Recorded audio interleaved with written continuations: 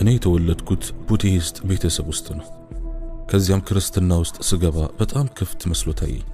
ማንኛውንም ነገር ለማድረግ በጣም ነፃ ነህ። ስለዚህ አምላክን መጠየቅ ጀመርኩ። እውነተኛው አምላክ ማን እንደሆነ አላውቅም።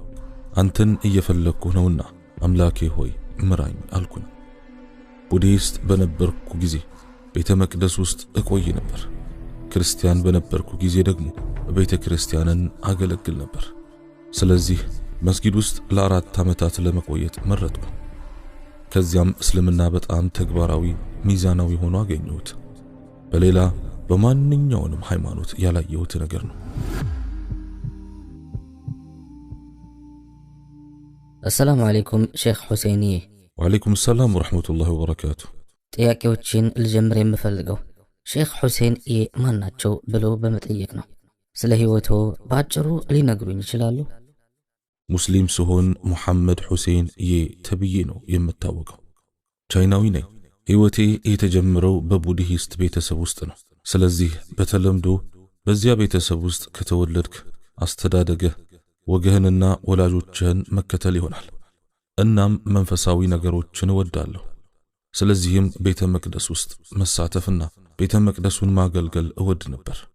ከዚያም በድንገት ወደ ክርስትና ተዛወርኩ።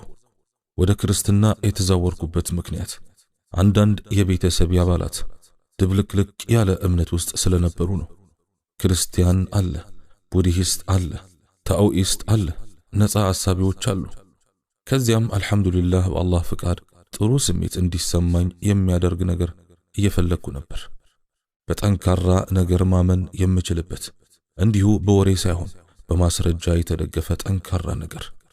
ከዚያም አልহামዱሊላህ በአላህ ፍቃድ በ1968 የዑመር ኢብኑ አልኸጣብን የህይወት ታሪክ አነበብኩና ሙስሊም ሆንኩ። ከ1968 ጀምሮ ህይወቴን እንደ ሙስሊም የጀመርኩት በዚህ መልኩ ነው። ወደዚያ ቡዲስት ሆነው ያደጉባቸው ዓመታት ስንመለስ በእምነት በኩል ህይወቱ ምን ይመስል ነበር? በምን ያምኑ ነበር? በርግጥ እንደ ቡዲስት በጓታማ ቡድሃ የተባለ ሰው ትምህርቶች በሴቶቻቸው በመንፈሳዊ ግባቶቻቸው ታምናለህ። ከዓላማዎቹም ዋነኛው ስቃይ የሚባል ነገር እንዳለ ሰዎች እንዲረዱ መሞከሩ ነው። ስለዚህ እርሱ ከሞት በኋላ ባለው ህይወት ያምን ነበር? ያስተምር ነበር ወይስ በአንድ አምላክ ያምን ነበር? እኔ በግሌ ሙስሊም ከሆንኩ በኋላ እርሱ ያውቅ እንደነበር አምናለሁ። ለዚህም ነው ጸሎት ያደርግ የነበረው፣ ስጁድም ያደርግ ነበር፣ ይጸልይ ነበር። እሴቱን ማየት ትችላለህ። እናም ሱኻንና ዶኻን ስታይ አላህ ወለቀድ በዓትና ፊ ኩሊ ኡመቲን ረሱላ፣ በየህዝቡም ሁሉ ውስጥ መልእክተኛን በርግጥ ልከናል ያለው ነገር ይገባሃል። አላህ በርግጥም ወደ እያንዳንዱ ህዝብ መልእክተኛ ልከናል ሲል አምናለሁ። አንዳንድ ጊዜ በቁርአን ውስጥ 25 የመልእክተኛ ስሞችን ታውቃለህ፣ ነገር ግን አብዛኞቹ ስሞች በቁርአን ውስጥ አልተጠቀሱም። አላውቅም። እኔ በግሌ ምናልባት እርሱ ከነዚያ አንዱ ነው የሚል ስሜት ይፈጠርብኛል አንዳንዴ። ማንንም እርሱን እንዲያመልክ አልጠራም፣ አምላክ የለም አላለም። ነገር ግን እርሱ ራሱ ይሰግድ ነበር። ሁል ጊዜ ከማይታየው ኃይል ጋር በጸሎት ይገናኝ ነበር። ተከታዮቹ ትምህርቱን እንዴት እንደተከተሉ አላህ ያውቃል። ልክ እንደ ሙሳና ዒሳ ነው። ዒሳ አምላክ ነኝ ወይም የአምላክ ልጅ ነኝ አላለም። አሁን ተከታዮቹ እርሱ አምላክ ነው ይላሉ። አብ፣ ወልድ፣ መንፈስ ቅዱስ ሁሉም አንድ ናቸው ይላሉ። የዒሳ ስህተት አይደለም፣ ከእርሱ በኋላ የመጡት ሰዎች ስህተት ነው። አዲስ ሃይማኖት ፈጥረው ስሙን ተጠቅመዋል። ስለዚህ እኔ በግሌ ሙስሊም ከሆንኩ በኋላ ጓታማ ቡድሃ ምን ያደርግ እንደነበርና ሁሉንም ሰው ነፍሱን ለማጥራት ወይም ተዝኪየቱን ነፍስ እንዴት እንዳሰለጠነ ለፍትወት ባሪያ እንዳይሆን በተሻለ ተረድቻለሁ። ይህች ዱንያ ምንም አይደለችም። ከቤተሰብህ እንደ ቡዲስት ነው ያደግከው። እምነትህን እንድትጠራጠር ያደረገህ ምንድን ነው? እንድትጠይቅ ያነሳሳህ ነገር ምንድን ነው? ለኔ ምክንያቱ ወጣት በነበርኩ ጊዜ እነዚህን ሁሉ መንፈሳዊ ነገሮች እወድ ነበር። ሰዎች ስለ ሸይጣን፣ መናፍስት፣ መላእክት ሲያወሩ ከተቻለ ማየት እፈልግ ነበር። ሰዎች መቃብር ቦታ አትሂድ መንፈስ አለ ቢሉኝ ሄጄ መቃብር ቦታ ላይ ለጥቂት ሰዓታት ከተቻለ ለአንድ ሌሊት ተኝቼ ማደር እፈልግ ነበር። ስለዚህ በህይወት ውስጥ ብዙ ልምድ ለማግኘት እንሞክራለን፣ ምክንያቱም ይህን በመጽሐፍት አታገኘውም። ስለዚህ አሁን የሆነው ነገር ከጊዜ በኋላ በትምህርቱ የተከለከሉ ብዙ ነገሮች እንዳሉ አየሁ። ከርሱ ይሁን አይሁን አላውቅም።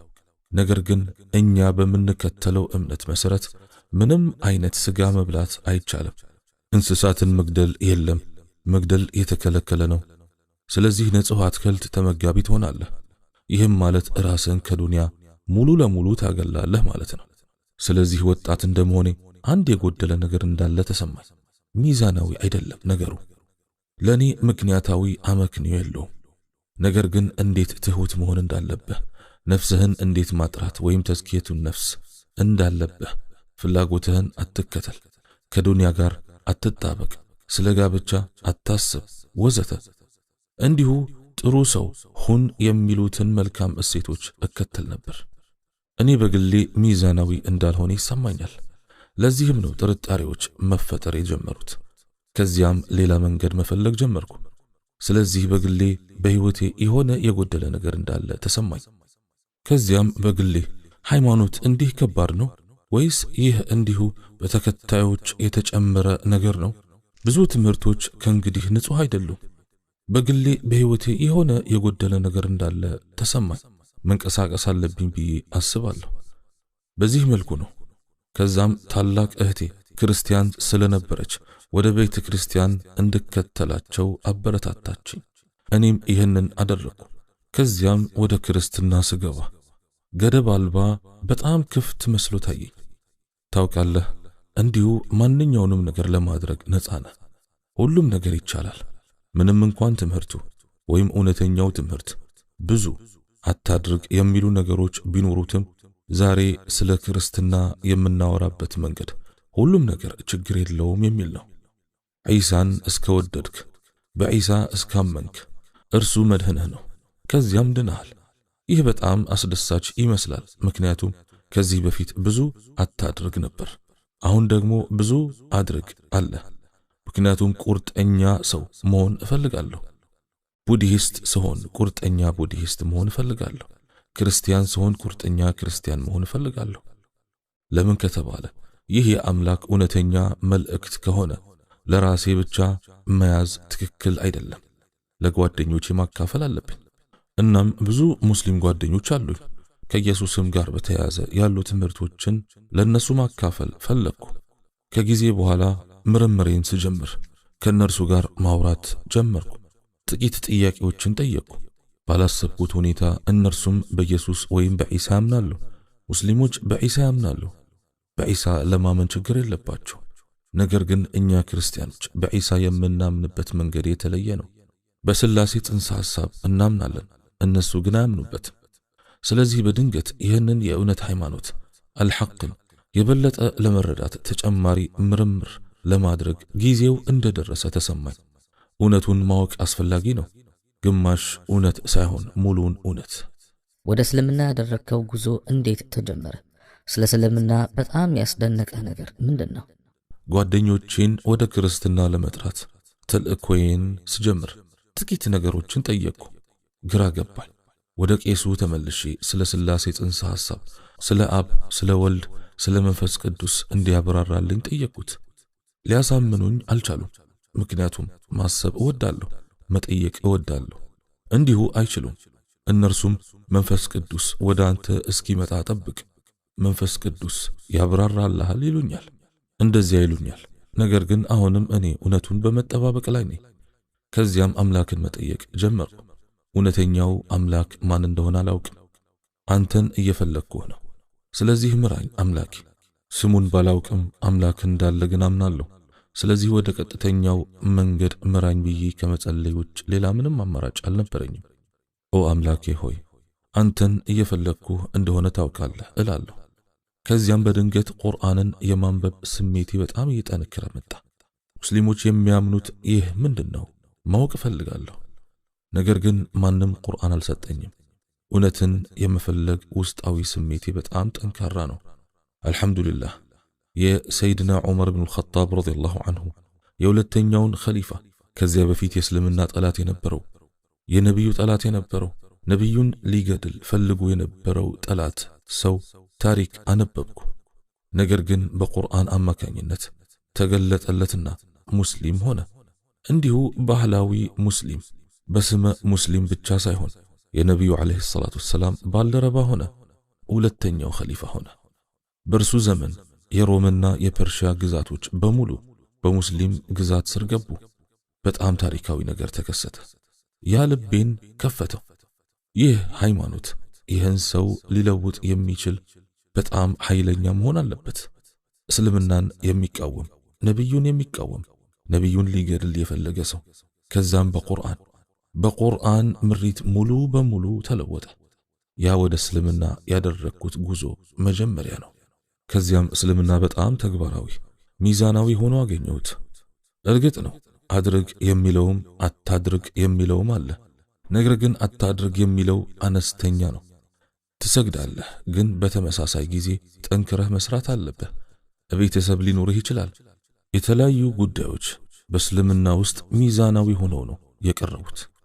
እናም የበለጠ እየተማርኩ ሲሄድ የምረዳው ውበት እስልምና በጣም ፍጹም መሆኑን ነው።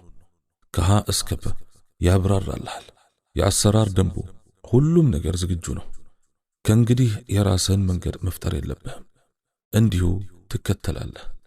እንዴት መብላት፣ እንዴት መጠጣት፣ እንዴት መልበስ፣ እንዴት ማውራት፣ እንዴት መስራት፣ ሁሉም ነገር በጣም በዝርዝር ተቀምጧል። አላሁ አክበር ወሊላሂ አልሐምድ።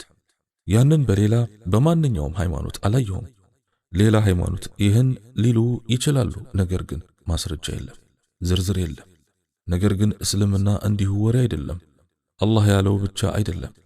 ነብዩ ሁሉንም ነገር እንዲያሳዩ ተልከዋል።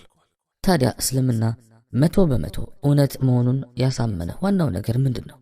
ምክንያቱ መጀመሪያ ነገሩን በጥልቀት መመርመር ስጀምር፣ ከዚያም ቀስ በቀስ ወደ ኋላ እየተመለከትኩ የበለጠ መማር ጀመርኩ። ከዚያም መዲና ሄጄ የበለጠ ዕውቀት አገኘሁ። ከዚያም ቁርአንን ከሞላ ጎደል አነበብኩት። አልሐምዱሊላህ የተረዳሁት ይህ ብቸኛው የአላህ መጽሐፍ ምንም አይነት ለውጥ እንዳልተደረገበት፣ እንዳልተበረዘ፣ እንዳልተቀየረ ወይም እንዳልተለወጠ፣ አንዲት አንቀጽ እንኳን ልትቀየር እንደማትችልና ምንም እንከን የሌለበት መሆኑን ነው። ማሻአላህ ይህ በራሱ ሌላ ተአምር ነው። በእውነትም 100% ንጹህ በሆነው በዚህ መጽሐፍ በማመኔ በጣም እኮራለሁ። ከተወረደበት ከተገለጠበት ቀን ጀምሮ እስከ ዛሬ ድረስ ሳይለወጥ ሳይበረዝ የኖረ ነው። ከዚያም በዓለም ዙሪያ ስጓዝ እዚህም እዚያም በሄድኩበት ቦታ ሁሉ ቁርአኑ አንድ አይነት ነው። ሙስሊሞች ሲሰግዱ በአንድ ቋንቋ ነው። አዛን ሲደረግ በአንድ ቋንቋ ነው። ሰላትንም በተመለከተ በአንድ ቋንቋ ነው። አላሁ አክበር ወሊላሂ አልሐምድ። ምክንያቱም መረዳት ስጀምር ወደ አምላክ እየሰገርኩ እንደሆነ አምናለሁ። ምራኝ እያልኩኝ እና ይሄ ነገር ወደ ህይወቴ በብርቱ ሲመጣ ዝግጁ ነኝ አልኩ።